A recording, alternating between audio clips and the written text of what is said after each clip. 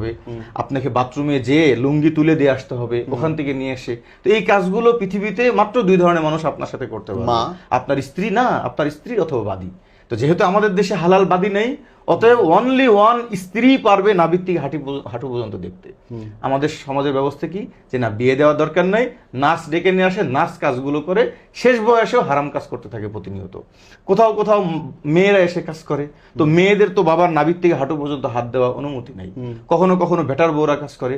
এবং কত মারাত্মক একটা ব্যাপার হলো যে কোনো বেটার বউ, ছেলের সন্তানের স্ত্রী যদি শ্বশুরের গায়ে হাত দেয়, ধরেন 60 বছরের একটা বুড়া তাকে পিঠ ডলে দিচ্ছে, ওই অবস্থায় যদি ওই 60 বছরের পুরুষের এই 18 বছরের নারীর ছোঁয়াতে শরীর গরম হয়ে যায়, তো সাথে সাথে কিন্তু তার ছেলে হারাম হয়ে যায়।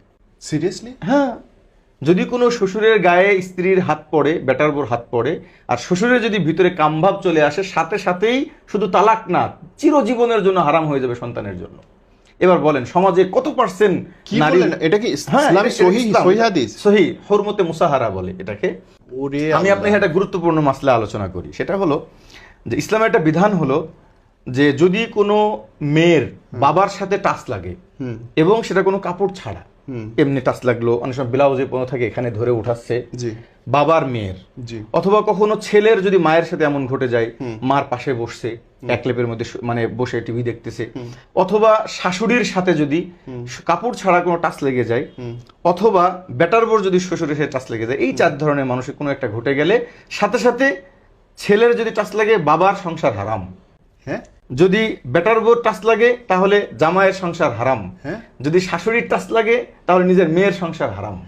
এবার বলেন যে এই যে একটা বিরুদ্ধ বাবাকে তার বেটার বউ তার মালিশ করে দিচ্ছে, টাচ লাগলেই হারাম। টাচ লেগে যদি ভিতরে কামভাব আসে, মানে টাচ লেগে ভিতরে কামভাব আসলো, আসতেই পারে মানুষের মন, মানুষের মধ্যে বাস্তবতা, যেখানে আপনার ফ্যামিলি চলতেছে।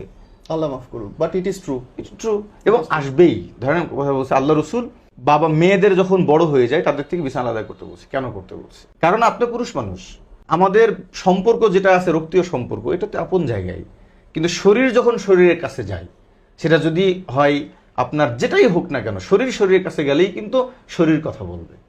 ধরেন কথা বলতেছি, একজন মা, তার স্বামী 10 বছর বিদেশে আছে, সে যখন তার একটা যুবক ছেলে এসএসসি পড়ে, তাকে নিয়ে এসে এক গাড়িতে যাচ্ছে, সে ছেলে মনে কিছু নাই। আমি এই কথাটা বললেন, আমি বলতে চাই নাই কোনোদিন।